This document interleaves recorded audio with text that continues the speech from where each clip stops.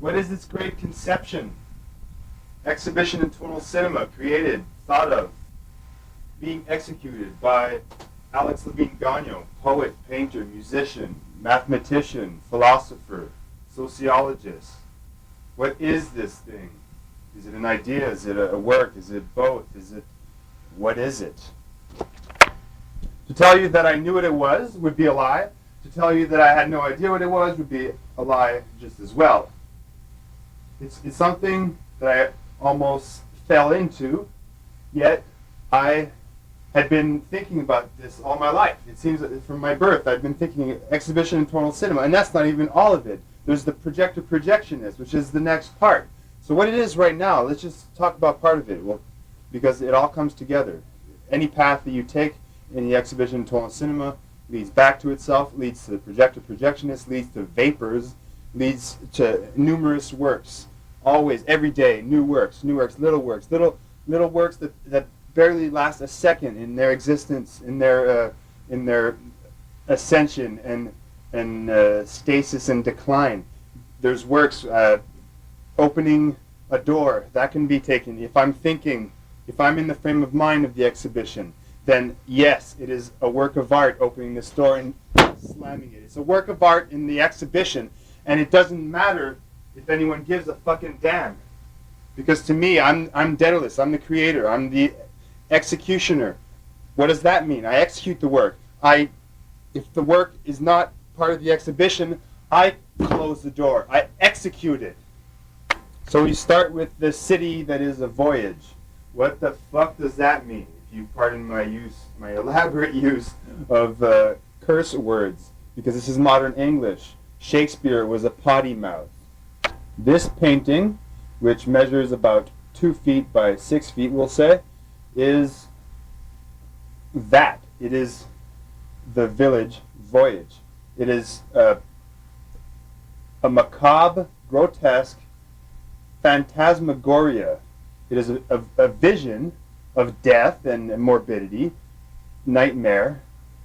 That's not all of it. If you took that and thought that the whole exhibition was morbidity and death, then yes, I would be a total psychopath. But in this painting, there isn't just death. There are great skulls. It's one skull that is transmogrifying, that is metamorphosing.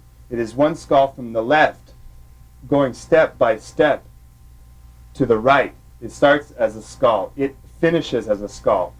In its progression is the entire universe.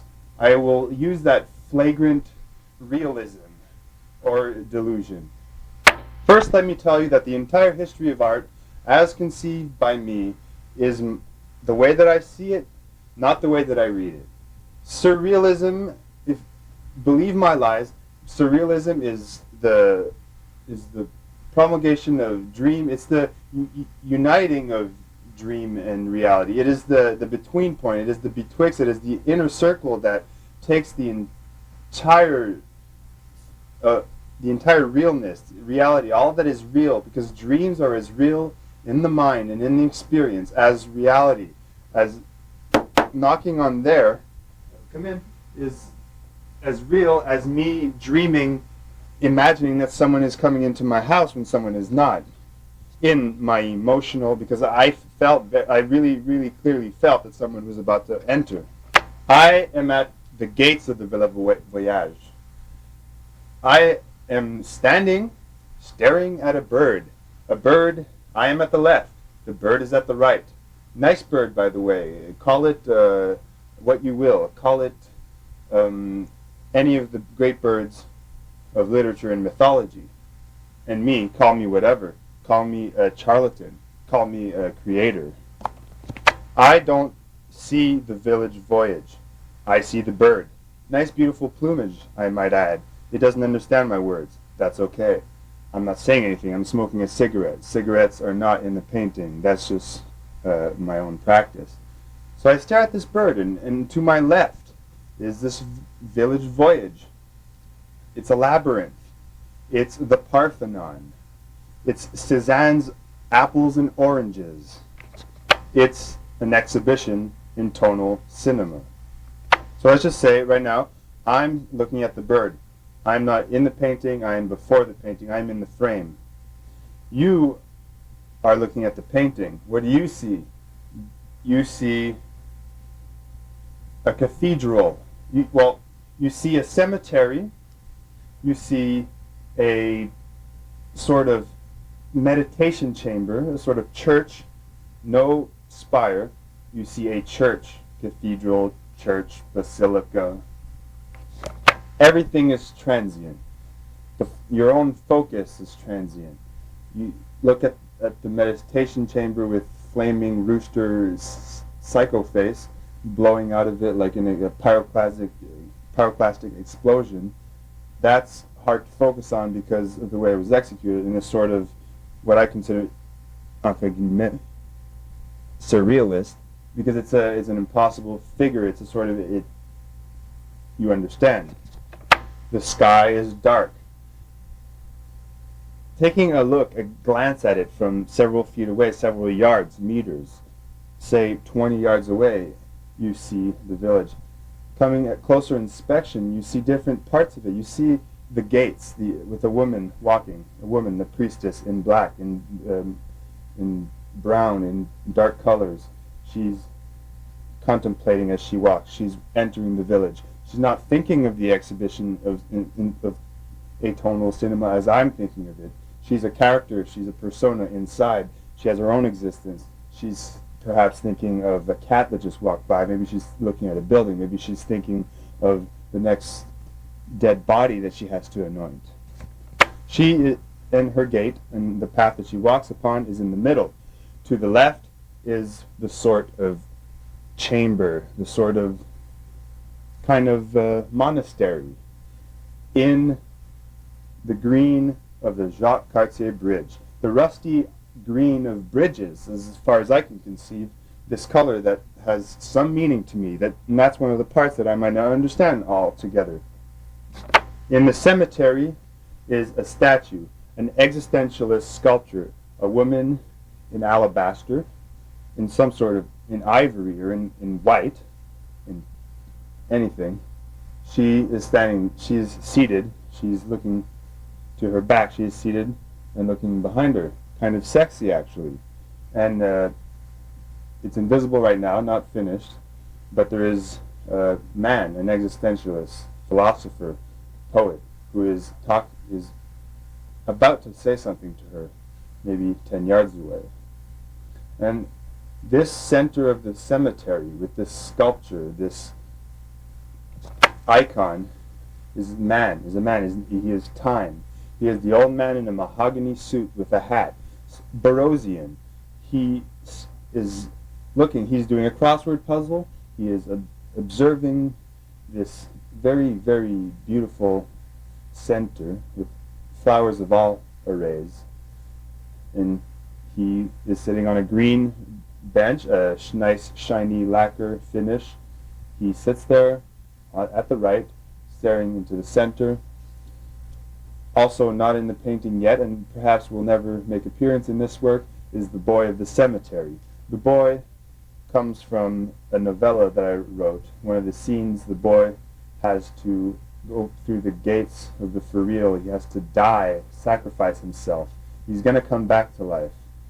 He doesn't exactly die. He goes on sort of a Dante didactic mission into the cemetery to visit spirits of the dead. He walks in, he dies and enters through the opening, the gates, the portal, the door, the Gothic keyhole, walks into the center, and he's not in the cemetery, he's in the realm of the dead, which is not visible in this painting. Or perhaps this entire painting is an allegory for this dead realm, which is my imagination. In the novella, the boy speaks to the man, and there is a song which I created. So the exhibition in Tonal Cinema, as we can see it right now, is multimedia. It has paintings and drawings. It has songs, several songs, countless songs, songs that I sing on the toilet if I may be so blunt, songs that I sing in the shower, songs that I sing on my way to work or to catch the bus to go see a friend, songs that I sing with my friends, songs that I sing when I am in my complete lonely nudeness, all interconnecting and forming the exhibition. There's a lot of movement in the painting of the Village Voyage, because as it is a stillness, a voyage in itself, in its physical actuality, and it is a voyage. So it is transient and moves, and you go from left to right. It's what I was saying about the skull, which is transmogrifying from a skull into a skull. That is maybe not exactly clear, but it can be seen. If you stare into the center of the painting, you see one of the eyes of one of the skulls, and you see one of the eyes of one of the other skulls. And if you stare directly into it, and stare into these orbs, these visual orbits, and stare directly into them, and focus in these eyes, then everything becomes vague and fluid. And then you actually see the exhibition. You are actually the projectionist, projecting your fancy into the object of your admiration, your gaze, your being, your spirit is being projected onto this canvas, onto this screen, the reality screen.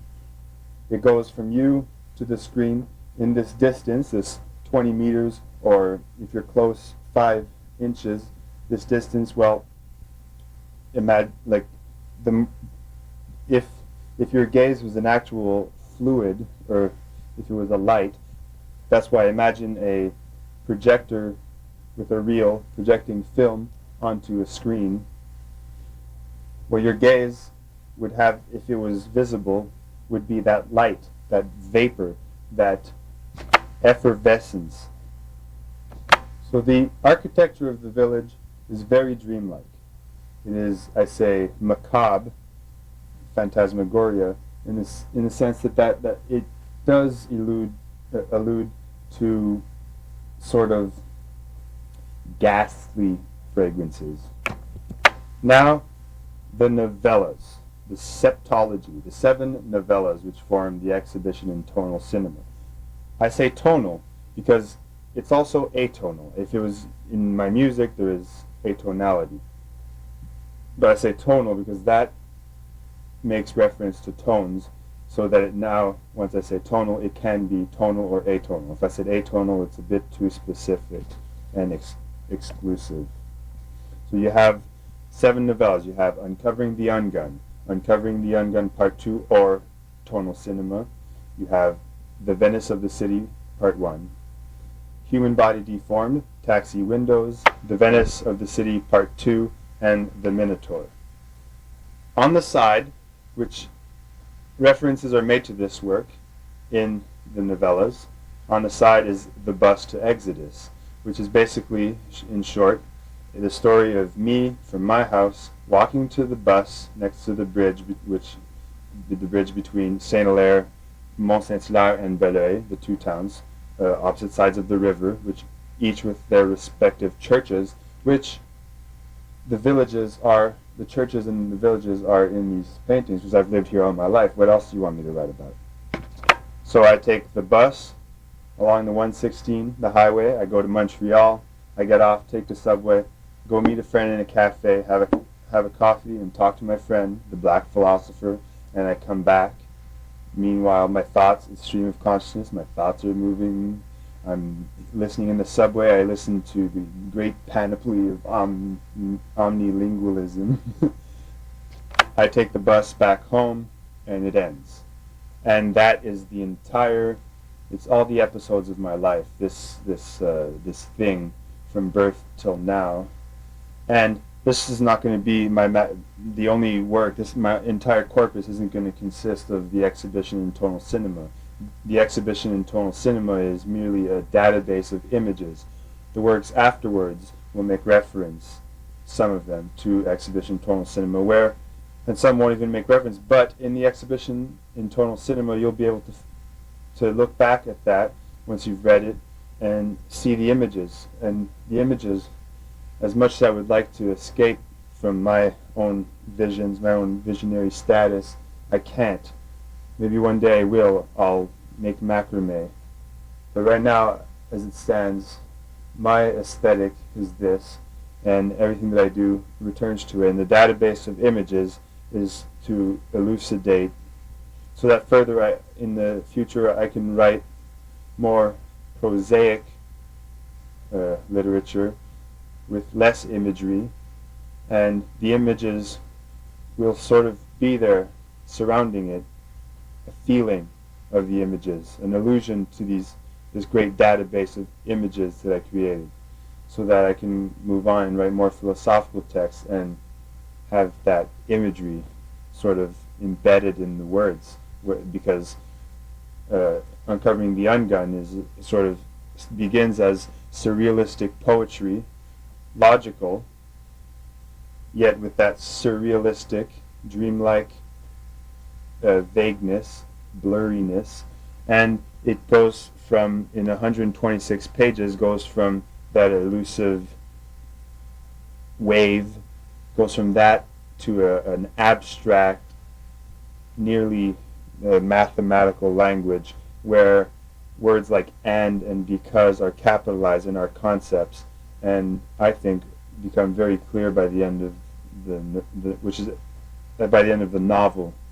126 pages sort of makes it a novel, though I refer to it as one of the 7 novellas.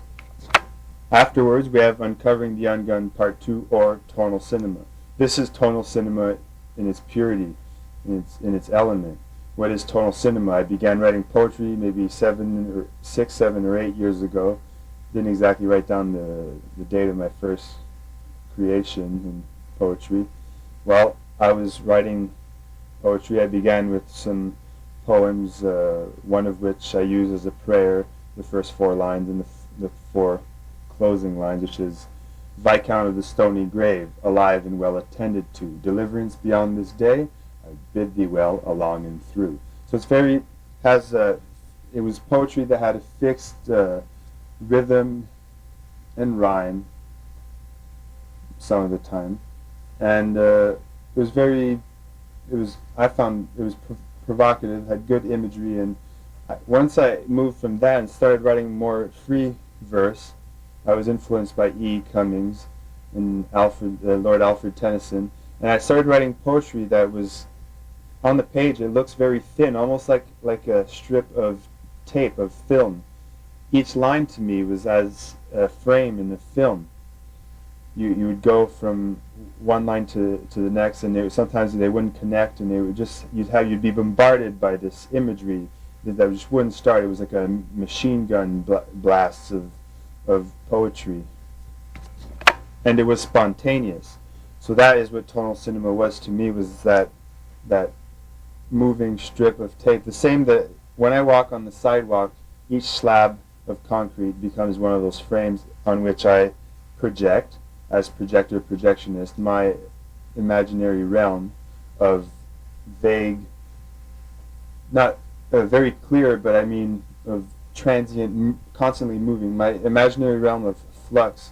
I project it onto the canvas of the concrete canvas of the concrete slab of the sidewalk. As I walk in my movement, I walk in this rhythm, and it creates a trance, and I begin to hallucinate images, the exhibition in tonal cinema, and I hear sounds, I hear music, and I continue, and the poetry, tonal cinema, was pretty much that same thing.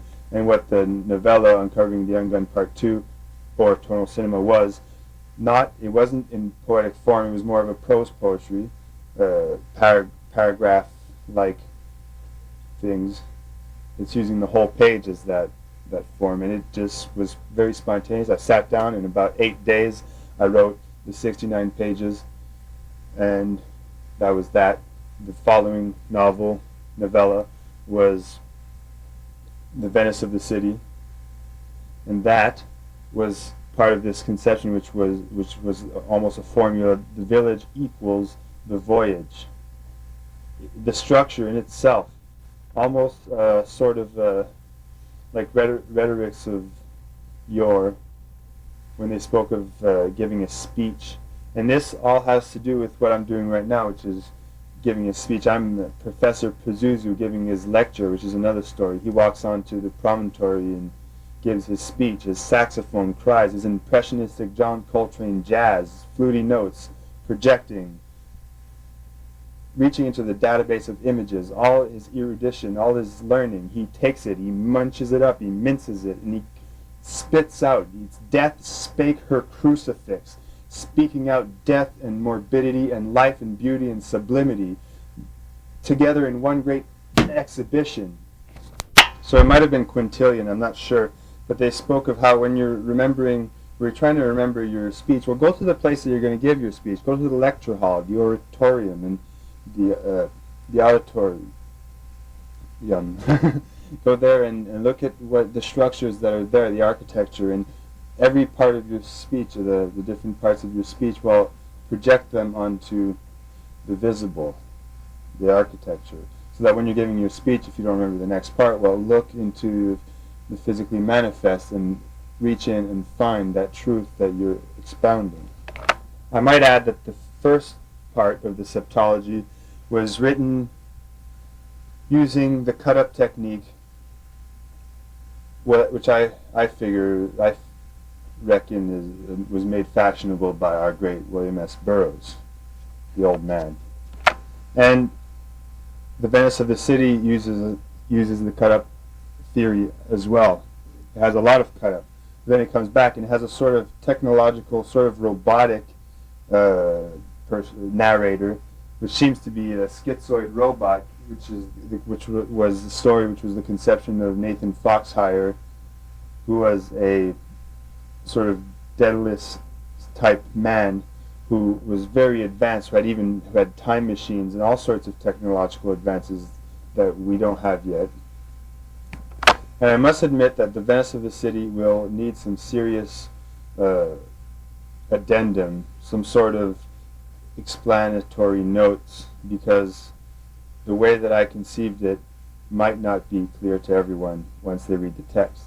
Yet, in the novel afterwards, Human Body Deformed, also called Human Forms Transforming, that in itself is a very profound work. It is the omnisynthesis of all forms perceptible by me. It is at once a phenomenological work, an existentialist work, a metaphysical work.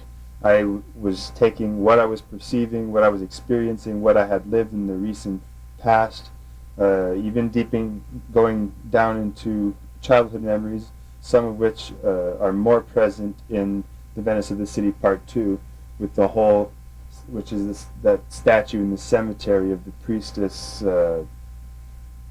Mother Mary, Joan of Arc visionary woman, poetess, and the blood bath of war, that burgundy wine red color, leather tan jacket, is that whole vision comes from a childhood experience of where I used to live, which had a wine red carpet and white stucco walls and ceiling. So it had those two colors, the river of milk, the river of blood. So Human Body Deformed doesn't go as far into the past as that. It's more recent history, and it has vignettes, imaginary. It has stories. It sort of has a mythological, dreamlike quality to it as well, mixing biography and mythology and dream and everything. And then so we go from that, which is that is more of formulaic. It's in the center, around the rim of the center, so it has that formulaic mathematical feel to it. The forms, the variations, permutation chamber, mixing and reconfiguring into the same melody, which I feel comes from my heart, so sort of the rhythms and the notes and the tonal cinema of my heart, which has its own stage, which it has great dramatic works that are played, and that's what this is. So the work after that was Taxi Windows, which is 4 ecclesiastical protagonists who decide that they're going to sacrifice themselves. They're going to be hanged from an oak tree from separate branches. They step onto a step ladder and they have the noose around their neck, and they're giving the Professor Pazuzu's saxophone speech. They give their monologue, their sermon, whatnot, and in the midst of it, at a random point, someone kicks a damn stepladder from underneath them, and they fall, and the neck busts, and they die. And as they are going from the physical realm and dying and crossing that threshold, they're still trying to speak. And as you can well imagine, once your neck is broken, it sort of ends in grunts and bloody yelps, and they die, they vanish. In this story, what it is that the world, basically everyone's been diagnosed with the metabrain psychosis, which makes appearance in his first appearance in Uncovering the UnGun, Part 2, Tonal Cinema.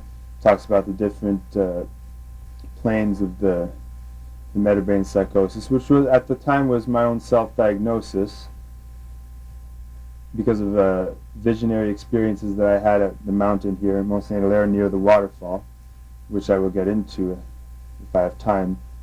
And so in Taxi Windows, the ecclesiastical protagonists, the priests, monks, are giving speeches, and they believe that when they come in the middle of it, in the midst of their sermon, when at the point of death, people are standing around, there's a great audience, and they are noting, they're scribing, they're taking notes, and they have all sorts of equipment, which is not, I don't exactly explain all that in the novel, but it's alluded to and will be explained in other works.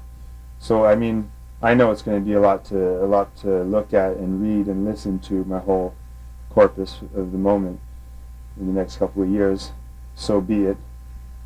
They believe that by observing their death and listening to their monologues, they believe, as they each step up, that the cure will be found to the metabrain psychosis through their vanishing, their disappearance, their progression from life to death.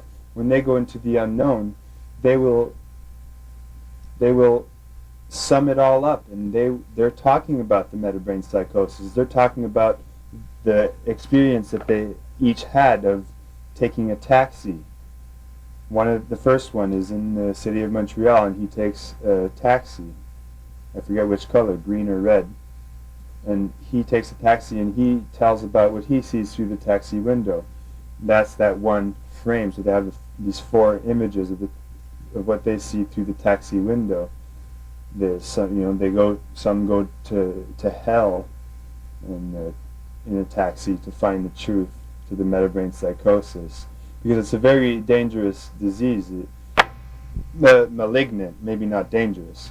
So they each go, they each die, and thus the tale ends. There are other parts after that in which the story continues, but the other parts are called Riot, and a part called Carnival. There's some of the works have unpacks, or there's an interlude called Sarcophagus. But in Riot is a bit of a dream that I had which I called Return to the Machine, which is sort of a riot inside this sort of death camp, prison, very, very, it's hard to put into words, sort of an R2-D2 tunnel of lights and sounds, and it has a bit of what the exhibition is going to be eventually when I get around to it, because the exhibition will have parts which are, there will be sculptures, there will be more paintings, there will be, I want to have films, short films, and actual projections. So what we would have ideally would be an entire structure, an architectural structure created, designed with the help of architects if I don't become an architect myself, which would be big enough. It would be one room, one huge hall, and the exhibition would take place there. Now this all is, I say ideal because I can't foresee myself actually doing this right away. It would take, I would have a lot of planning to do, and it would cost a lot of money. There would be a hall in which there are paintings. It's a bit of a labyrinth. You go in, it's an entire experience. We'll say you pay $100 to go in and have the entire experience, which lasts several hours. It has meals and everything that you could think of. I mean, the whole thing would be to to go in there and put your life aside for that amount of time. You're not gonna go insane or anything, you know. You can trust me. Go in, you're gonna have a lot of fun, and you're gonna come out illuminated, hopefully, if not distracted for that period of time from your worries and angst and anxiety. So you go in there, you'd have passageways, corridors with paintings on the walls, dark ones, simulating caves, because Cro-Magnon man 20,000 years ago went into caves, and they were very, very treacherous. They had cave bears, and the passageways it was hard to get to the caves that they actually painted in. And that was the beginning of art, basically, of association, of that sort of linguistic art reality, of portraying things in the pictorial realm that are in the mind, or that we're seen in nature. Animals were the subjects mostly of these paintings. And so they went and did that, and there was obviously a sort of a religious feel to it, because it wasn't everybody that went to the caves, because first of all, I can't imagine young children going through these passageways and meeting face to face with cave bears. You know, someone who's 5 years old wouldn't exactly be up to the challenge, or maybe they were, and we've de-evolved, and we can't do anything, not even when we're 70, of that stature, that danger. We're too frightened by everything. So I imagine, let me tell fibs if such is the case, I imagine that they went, a small group, the elders will say, or maybe, you know, the religious ones, the monks and the teachers, and they would go there and they would paint. And the pigment that they were using, they would take this pigment, put it in their mouth and mix it with the saliva and spit it out sort of like a can of spray paint onto the canvas, which was the wall of the cavern, which was three-dimensional, and they used this very beautifully when they create their works. It really, really uses that three-dimensional quality of the wall, of the canvas, of the molten mantle rock. And everyone knows that the cave in itself, as I described it with all the passageways and everything, I mean, a cave is built that way. Naturally it occurs that way. So the cave to me represents the labyrinth. In the seventh novella, and I've skipped the sixth, which is Venice of the City Part 2, well, the seventh one is the Minotaur, and it will go into that whole sort of thesis on the evolution of art in 20,000 years, which should be going somewhere else right now at this point, because it's been a long time and hasn't been going anywhere, to my knowledge, anything spectacular. But so that novella will approach the subject of the caves more closely. I mean, it begins in the dark, unfathomable pit. The Venice of the City Part 2, in the last part, the entr'acte, climbs the top of the mountain, Mount Sinai, Mount Stupendous Everything, Mount Nothingness, Mount Nothing, Mount Death and Pain and Suffering and Lamentation, Mount Crucifix. It climbs all the way to the top, and then you have the fall, and that's where the Minotaur begins.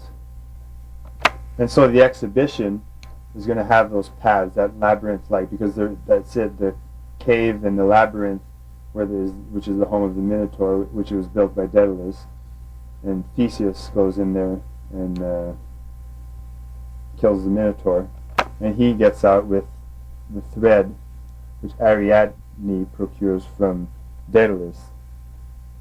And the thread is part of the exhibition Tonal Cinema. When I write my thread, my logical thread, I take the images and I thread them together. So in themselves, each image, as I was saying in the Tonal Cinema, the early poetry that I was writing, each line is almost unconnected to the next. But it connects as you go down, because I have my thread, I'm my being, me, the creator. The thread takes you out of the labyrinth.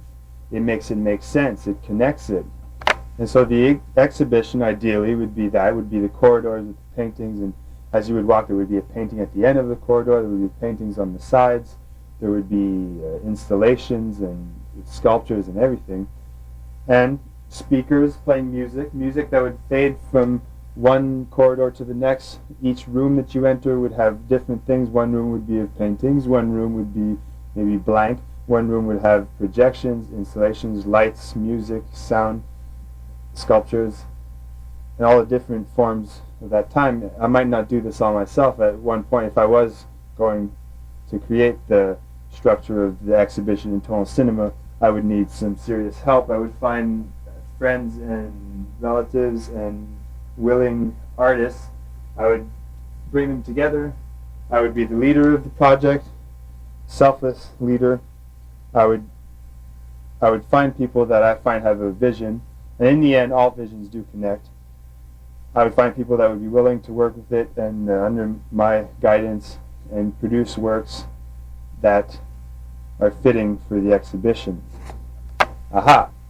The center of the exhibition, of the structure, the architectural masterpiece, I hope, of the exhibition Tonal Cinema would be a center with a stage where I would give speeches, where there would be monitors with cameras in the walls of the corridors and the different rooms, recorded, some of them in real time, in present time, showing things that are going on, and also recorded from previous nights, previous years. If I could, ideally, again, it would be something that, a structure that would be operating for years.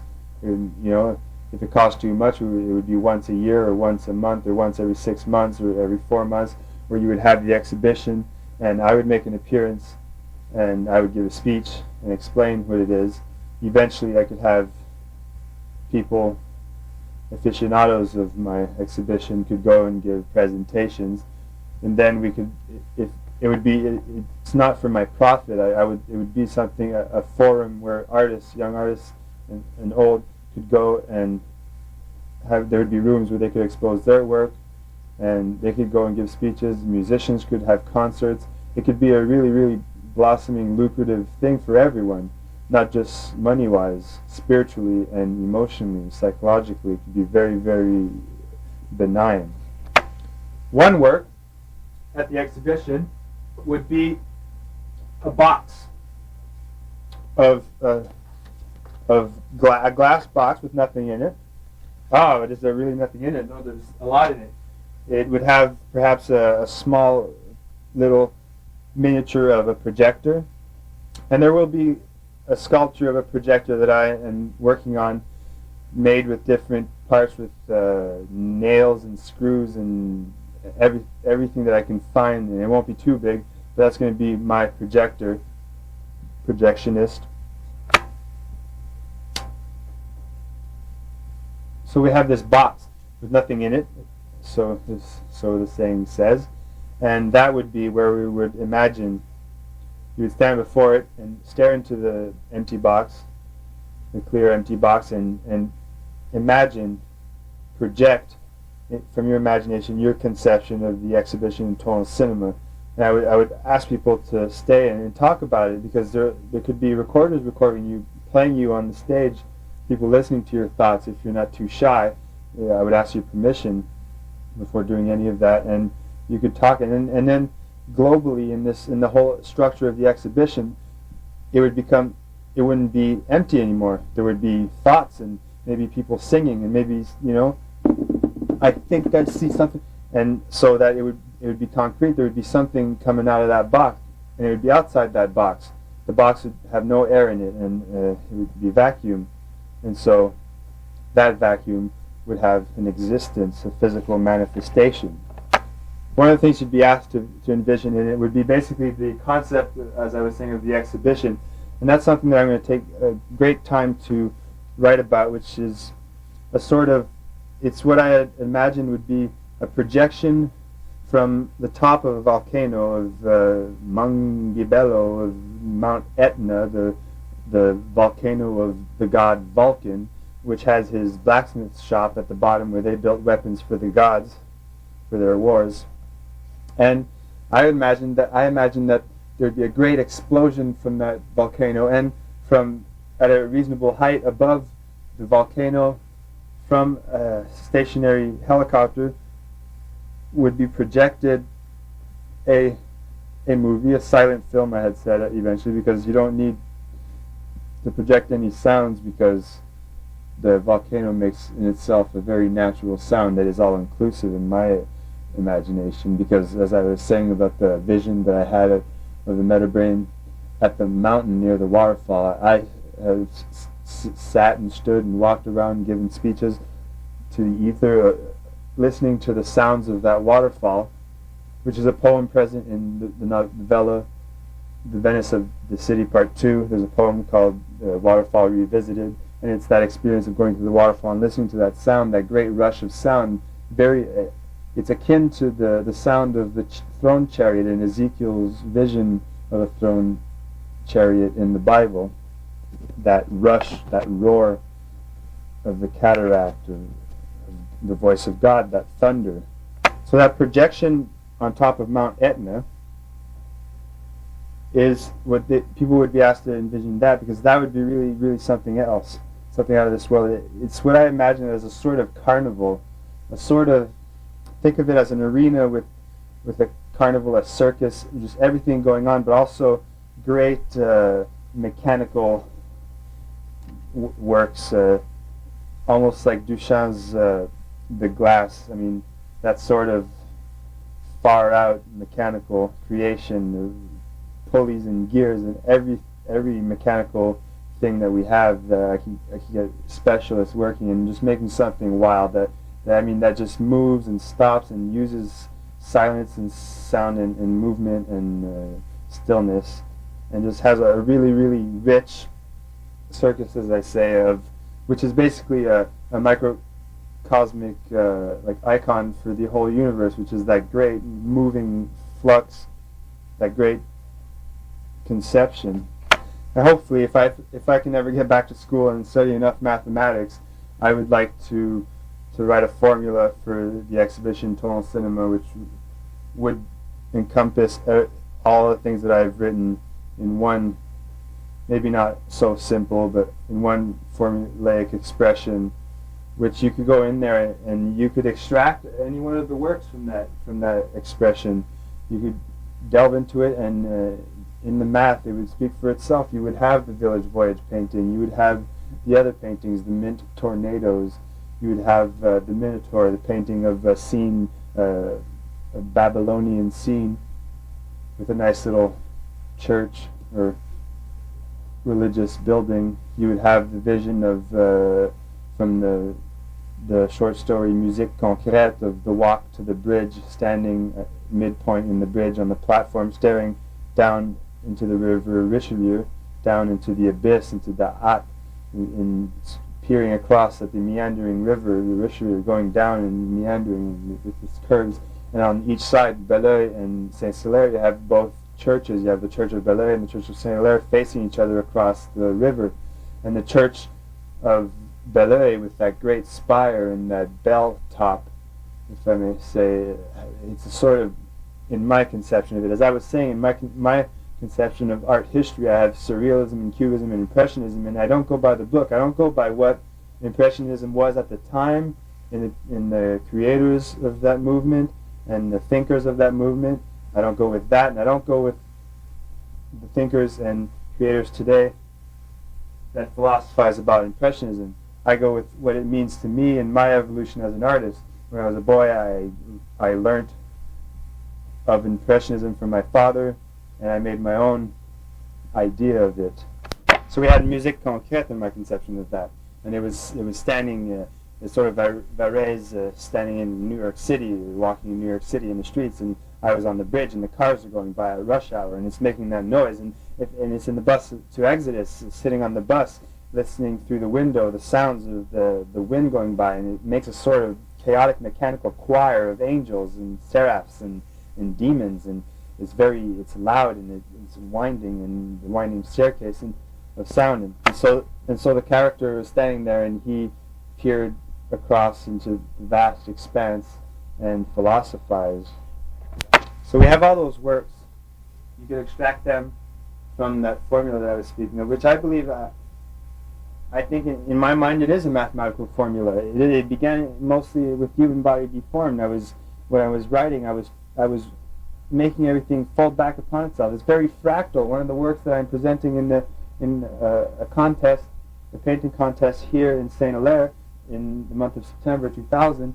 I made a painting called Lune Noire, and that's Black Moon.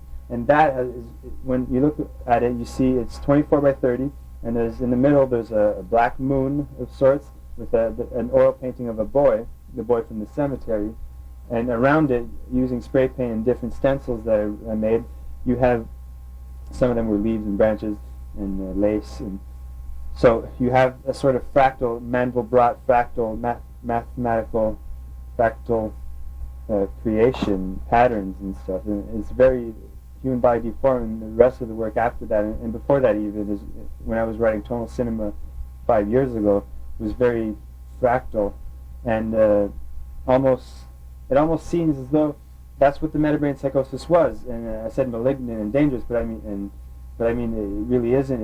It's more of a salvation than it is of a disease, because so it's kind of ironic that the four ecclesias would sacrifice themselves to cure it, which is very meaningful, because I mean it's a salvation, as I was saying, because what it is, and it seems like a psychosis, because it would seem like, why the fuck would I fucking stand here and spend like 8 years writing music and making paintings to express this thing that it's so powerful to me and so meaningful, and why would I do that? I would make up my own language. A lot of the written work of the 7 novellas and the stories I've been writing, a lot of it gets into this sort of Joycean rambling and linguistic mutterings and cycles, and so it seems almost psychotic. It seems almost like a delusion, like a schizophrenic universe that I live. So it seems like this sort of schizophrenic universe that I live in, and I'm willing to believe that maybe in science's sense of the word, yes, I am a fucking schizophrenic, and I live in this delusion, and I make up all this stuff. But you know what? It's not a bad thing, because it feels very good to create works. Every brushstroke is like a million needles out of my flesh, peace and serenity, and it feels very good. And so I keep doing it, and that's why I was saying before, I think eventually I will move out of the exhibition. I'm not stuck in the labyrinth of the exhibition. I have a thread, and I've made my way out of it. And so, I mean, already I'm planning for this fall, for the autumn, the fall. I'm planning on writing the Projector Projectionist, which I've already begun, which is a sort of, kind of a storyboard movie script, and it's very, very avant-gardist for me in my creations, and that moves away from the reality canvas, from the reality screen, where everything is being projected, the database of images. It moves from that and goes to the Projector Projectionist. So, because you have the projector in the machine, which is between the screen and the projectionist, which puts on the show. He takes care of it and makes sure that everything goes well, and he does the projecting through the agency of the projector. But I put them together. They're the Projector Projectionist. They're both in the booth, and that would be other works would be about that room, that little study where he works and creates the projectionist. So, I mean, I'm working on that, and that's going to be another thing that's going to change drastically. That's going to be something new. It already is, and eventually I will have a work perhaps called Vapors, which would be the light that goes from the projector and manifests itself visually to the eye on the screen when it makes contact with it. But that light in that stasis and that in the air, that's another work in itself too. That's vapors. That's invisibilities, spirits, fluids, and I would like to get into physics in that work. And it's I've made plans for it, but it's not completed, nor have I begun it, strictly speaking. Let me just speak about my literature that I've been writing. There are many different faces. There's tonal cinema, and I mean there are many different forms. There are, at the beginning, there were those short, metric conceptions, those poems, very reminiscent of Shakespeare, pretty much, of Milton, and that sort of style. Not that those two make a style in themselves, but they're reminiscent of that more archaic poetry, the Greek poetry, like the metamorphosis that was translated into English, the Odyssey that was translated into English. And I'm aware of all those great works because I've been reading them for years now, and I try to. I mean, I have trouble. That's more of what's malignant, is trying to break free of all those influences, those great minds. And I'm very influential, so I read James Joyce and Beckett and Camus and Céline and Percy B. Shelley and Henry Miller, and they influence me, in Baudelaire, and so I have to break free from them. That's part of stringing it together and getting out of the labyrinth, the existential labyrinth. And as I was saying before, that woman that is the structure of grace, the semblance of grace, the statue, the alabaster strobe light statue, or creation in the middle of the cemetery, and she's what comes down from the sky in those Paganini violin torrents, and she comes down and anoints the dead bodies on the battleground of being in the wars, when the Goths and Vandals and Huns were in Italy, and people had fled, they had the Exodus, they went to the lagoons, the Venetian lagoons, and all that the bloodbath, death. I'm aware of that, and she is grace. She is what almost justifies that, but not justifying it exactly. I mean, she takes care of the dying and the dead, and that was what I call an existential sculpture, which basically to me is when I go in a cafe and have a coffee with a beautiful woman or a man, maybe the black philosopher. I go and right now, my hands waving around in the air, smoking a cigarette, talking, philosophizing, and that is the existential sculpture, because you're aware of yourself, you're aware of the person you're talking to, you're aware of the dialogue itself, and it folds back upon itself, and you're aware of the things around you, the props, and it's minimalist almost. What's in prominence is the speaker and the listener and the work of art that is being created visually, the physical, the entities that are standing there and being part of this sculpture. So we have all those poetical forms, and I've even written haiku, I've written novellas now, and short stories, and short exposés, and philosophical essays. And what I noticed one day, sitting at my friend's house listening to a band called the Lonelies, which is my three friends that have a band called the Lonelies, and they sound like an explosion. They sound like the pyroclastic clouds of Mount Etna blowing the effluvium into the sky, and explosions, energy, machinery, mechanics. And so I was sitting there listening to them, which is one of my great joys. This is what I'm doing tomorrow morning. I was listening to them, and I was looking through a poetry book of mine, which I carry around at all times, and I write. That's one of the forms of poetry, is poetry that I write on the go, waiting for the bus, walking down the street. I like to walk while writing. I even drew a pencil drawing on a bicycle at night. One day, I went to my friend's house, wrote the time before I went on a bicycle ride, through the street, met a raccoon, and I was drawing all the forms that I was seeing. They turned streets and had a new perspective, and I drew what I saw, and it all went together, and at the end I had a mosaic of all those experiences in that short, maybe 20-minute bike ride in the dark. I had a mosaic of all those experiences put one on top of the other, and that's a bit with the Village Voyage, that skull. That's what it's doing. It's moving from skull to skull through the progression of life and death, and it takes each step on the ladder of progression, it takes each step and puts it one on top of the other, and that makes the Village Voyage painting, is that juxtaposition, overlap of all the images. And that's what consciousness is to me, all the thoughts and feelings and emotions and perceptions, the stimuli coming in, being digested and being projected out in expression. All of that together forms consciousness, that overlapping of everything, that moment, which is not exactly a split second, but is more of a compilation of the moments preceding that split second of the present moment, which is always moving through time, and the moments afterwards, and they're all overlapped, and they create that mountain, that pyramid.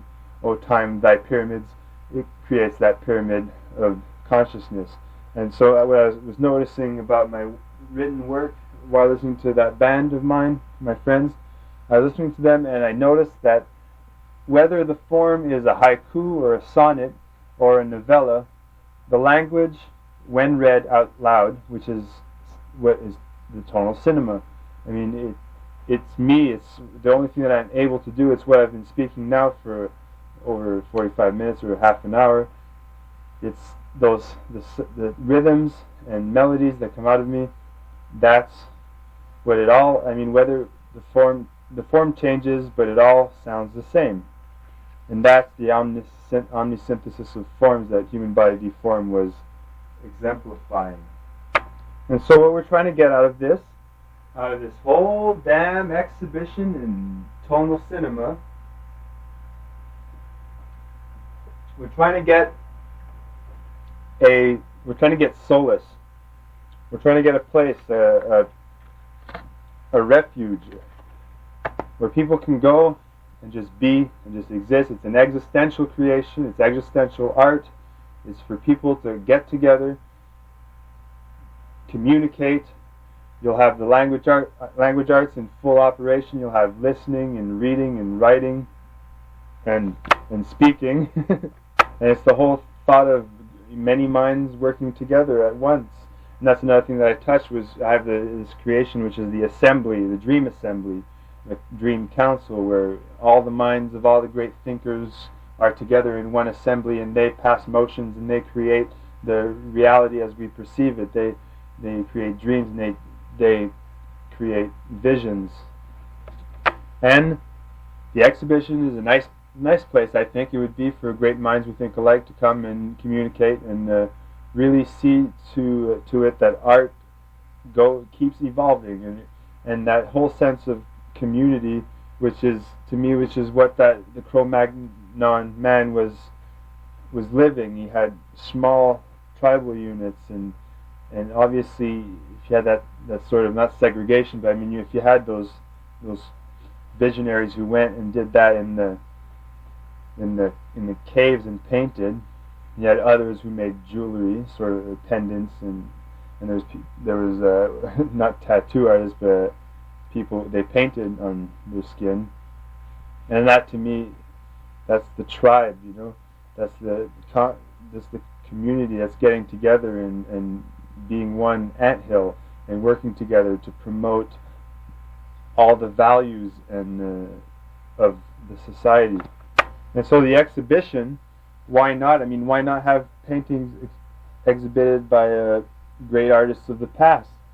And you could have a room for ideas, for concepts that people are working on. It could be a studio where people could paint and create art for the future, and we could all go there together and work and create and have a nice studio with everything available that we could create art for the future. And so the exhibition is aware of itself. It's an exhibition. It's an anthill community where you go and you envision art, you think up art, you share art, and you just have a really great time doing it.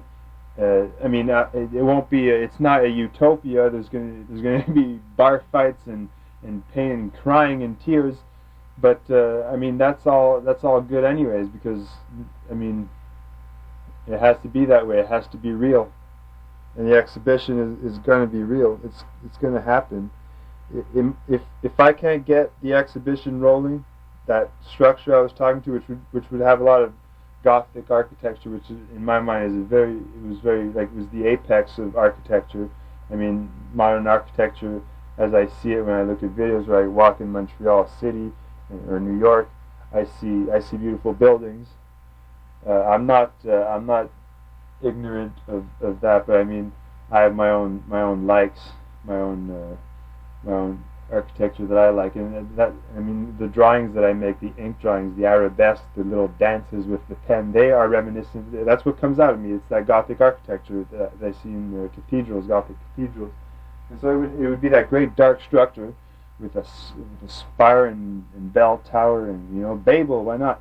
But that structure, if I can't see to it that exists and that can happen and people can have that great time working there and have that community and the dream assembly working there, if that can't happen, then so be it. I'm going to make a model, a small model, maybe 1 square foot, 1 square cube, foot cube. I'll make it, and it won't be a hoax. I won't make an empty box and say that's the exhibition, even though I could back it up with all the works that I've done. But I would actually make that creation, and maybe have a computer-generated images and little films. That would be the exhibition. So that, I mean, I'm doing it for me primarily, is because, as I was saying, I have all these thoughts, and it's almost as if between the languages that I've learned and the things that I've learned in the world that I live in, between that and my inside, my heart, my being, there seems to be a sort of warping that was done. I mean, I've created, like, I speak English, but the languages and rhythms, to me, I have my own language through it.